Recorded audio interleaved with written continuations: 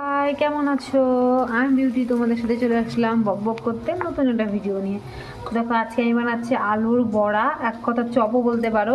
হালকা তেলে ভাজবো, শুধু এইটুকু ডিফারেন্স। এখানে আছে তোমার আলু কুচানো, পেঁয়াজ কুচানো, লঙ্কা কুচানো, কালো জিরা, বেসন, চালের গুঁড়ি সব কিছু দিয়েছি। আর এখানে দেখো বড়া ভাজা হয়ে গেছে কয়েকটা, একদম নরম।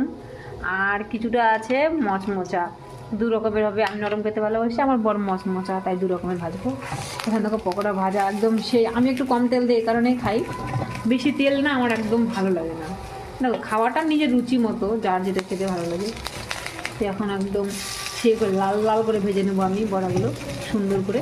তেল যে খুব একটা কম দিচ্ছি সেটাও না, মানে হালকা পরিমাণে। যেরকম ওই যে দোকানে চপগুলো খেলে না, একদম তোমার চপটা মানে ভাঙলে তেলগুলো হাতেই থেকে যায় অর্ধেক, ওরকম না, মানে হালকা টাইপের। তবু তেল তো থাকবেই।